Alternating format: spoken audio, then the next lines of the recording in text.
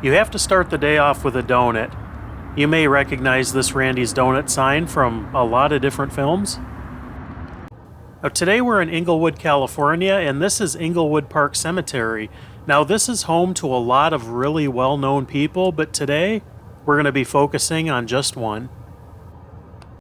Now, the person we're focusing on today is probably the most well-known person in this cemetery.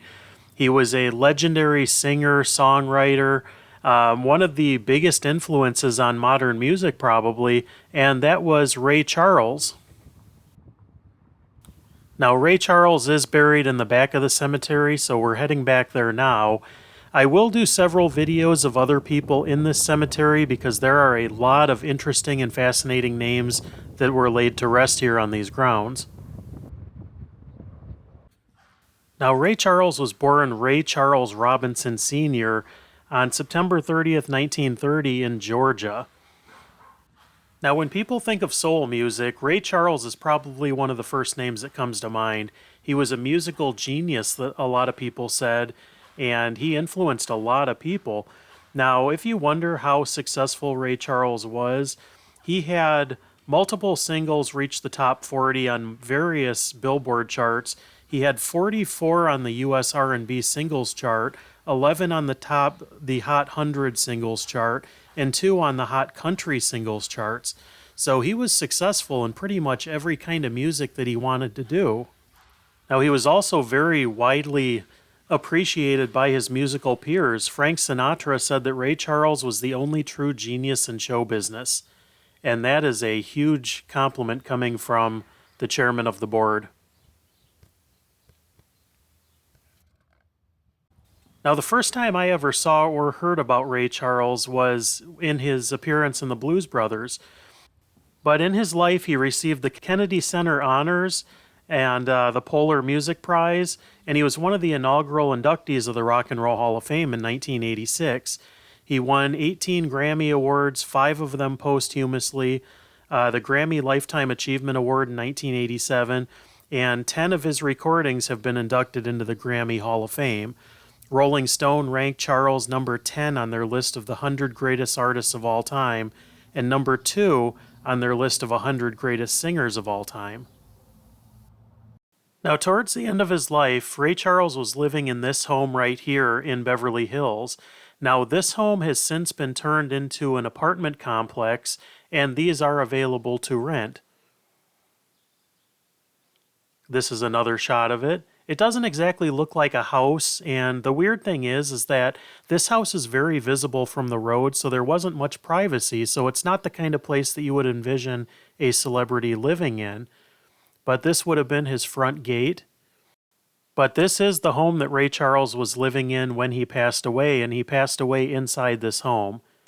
But like I said, it is an apartment complex now, so you can live in Ray Charles' house. Now, in 2003, Ray Charles had successful hip replacement surgery, and he was planning to go back out on the road. He started having other ailments, and he ended up passing away June 10th of 2004 at his Beverly Hills home at the age of 73 from complications resulting from liver failure. Now, his final album was called Genius Loves Company, and it was released 2 months after Ray Charles' passing. And on it there were duets with admirers and other people, mainly B.B. King, Van Morrison, Willie Nelson, Gladys Knight, James Taylor, Michael McDonald, Natalie Cole, Elton John, Bonnie Raitt, Norah Jones, and Johnny Mathis. That really speaks volumes as to who Ray Charles was as an artist and as a human being.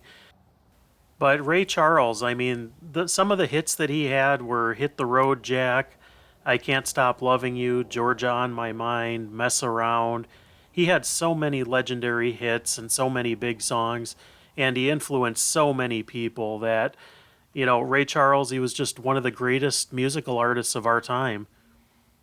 But he's laid to rest here at Inglewood Park Cemetery in Los Angeles, California.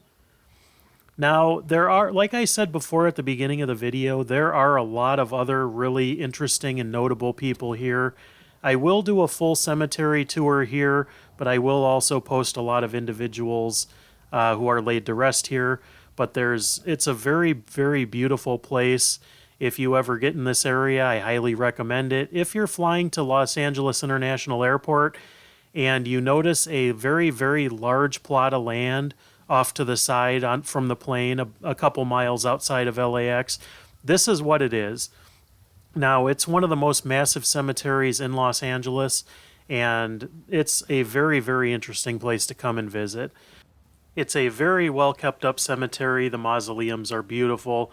As I've shown a couple of times, there's these the beautiful glass on the ceilings and at the edge of the mausoleums.